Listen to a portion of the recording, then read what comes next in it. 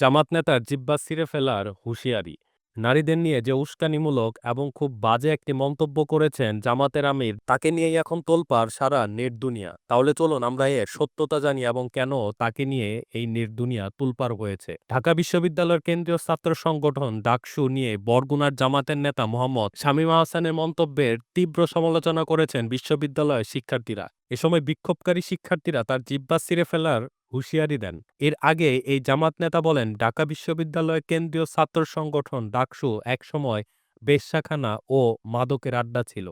জামাতের নেতার এই বক্তব্যের প্রতিবাদে রবিবার রাত ৯টার দিকে ঢাকা রাজু ভাস্কর্যের সামনে বিক্ষোভ সমাবেশ ও নারী শিক্ষার্থীরা বলেন, ঢাকা বিশ্ববিদ্যালয়ে নারী শিক্ষার্থীদের বেশ্যা বলল। ডাকসুর কিছু যায় আসে না এতে। ঢাকা বিশ্ববিদ্যালয়ের নারীরা বেশ্যা। যে এই মন্তব্য করে তার জিহ্বা টেনে ছিঁড়ে ফেলা উচিত। বিক্ষোভে এক নারী শিক্ষার্থী বলেন, নারীদের নিয়ে এমন মন্তব্য করল আর আমাদের সরকার সেটা হজম করছে। ডাকসু সাংগঠনিকভাবে কি কিছু করছে? তারা শুধু চোখ ধাঁধানো অনুষ্ঠান করে।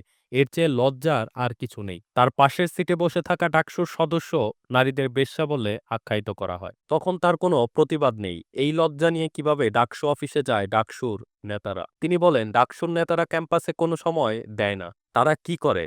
তারা তাদের বাপ জামায়াতের নির্বাচনী প্রচারণা করে প্রত্যন্ত অঞ্চলে গিয়ে। এজন্য শিক্ষার্থীরা তাদের ভোট দিয়েছে। আমাদের ভোট এজন্যই তাদের দেওয়া হয়েছে।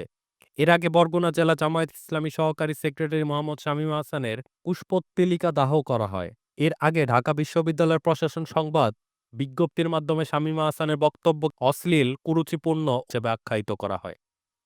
বিজ্ঞপ্তিতে বলা হয়, তার এই বক্তব্যে ঢাকা বিশ্ববিদ্যালয়ের ভাবমর্যাদা, সুনাম ও ঐতিহ্যকে চরমভাবে ক্ষুণ্ণ করেছে।